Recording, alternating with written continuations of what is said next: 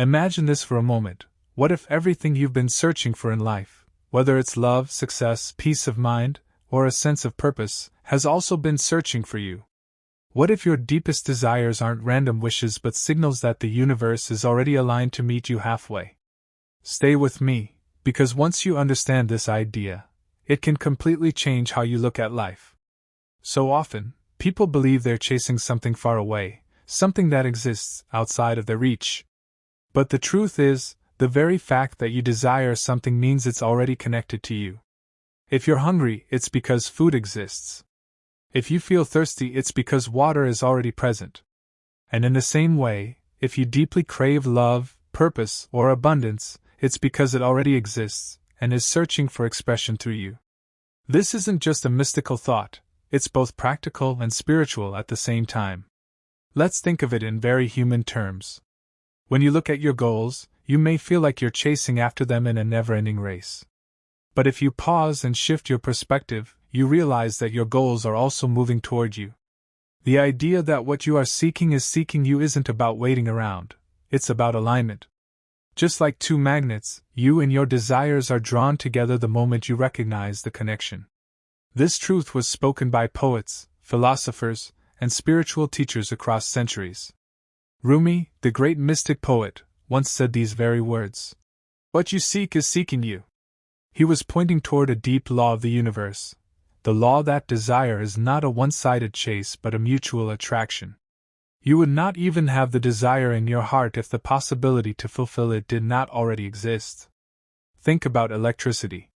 You don't see it, but when you flip the switch, the bulb lights up instantly. The current was always there, you just needed the right action to bring it alive. Similarly, your desire is already alive in the unseen, waiting for the right alignment of your thoughts, emotions, and actions to manifest in your reality. But here's where many people get stuck. They feel that life is against them, that their dreams are too far-fetched, or that they don't deserve what they want.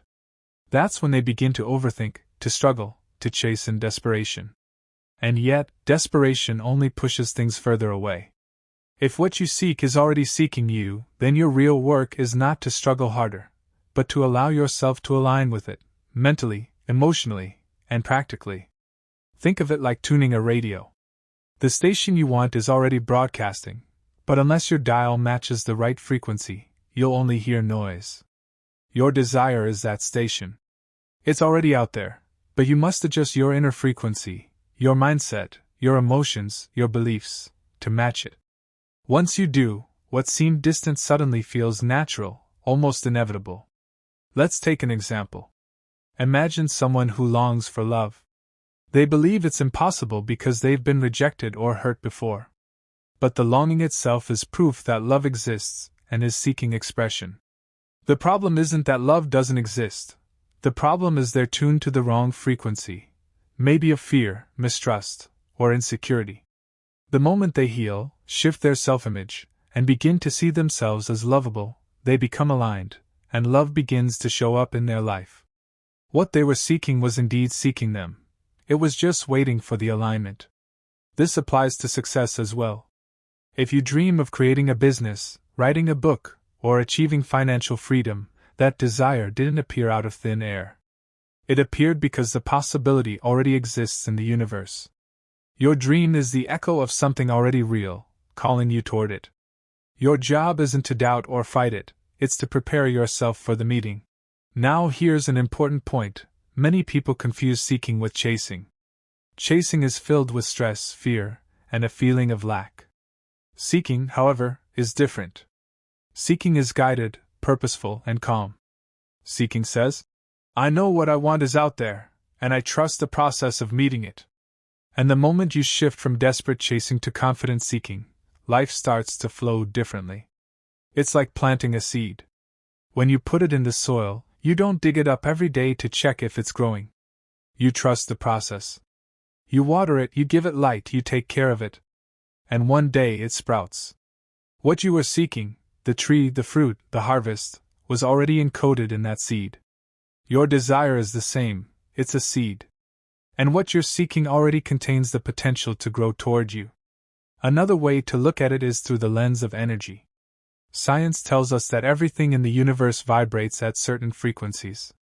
Thoughts, emotions, even your physical body, all of it vibrates. When you hold a desire in your heart, you send out a frequency. And that frequency attracts a matching one back to you. Just as a tuning fork vibrates when another one of the same pitch is struck nearby, your desires resonate with you when you align with them. And let's be practical here too. This isn't just about sitting back and waiting for the universe to hand you everything. What you're seeking is seeking you, yes, but it requires you to move forward, to step into action. If you're seeking knowledge, books will cross your path, mentors will appear, opportunities to learn will open up. But you still have to open the book, meet the mentor, walk through the door. Here's the beautiful part.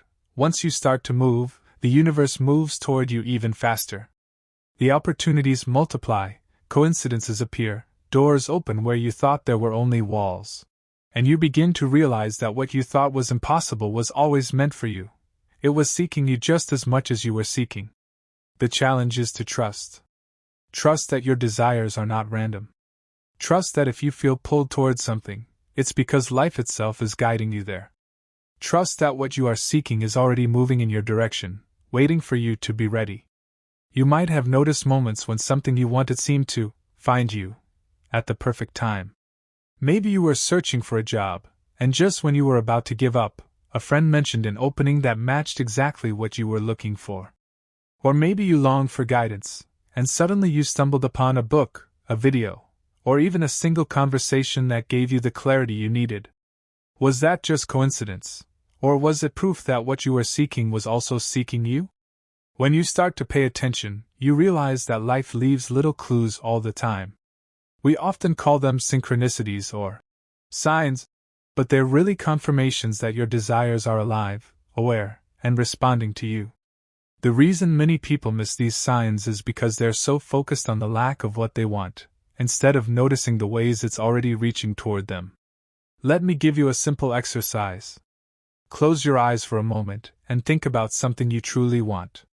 It could be love, financial security, a new opportunity, or even inner peace.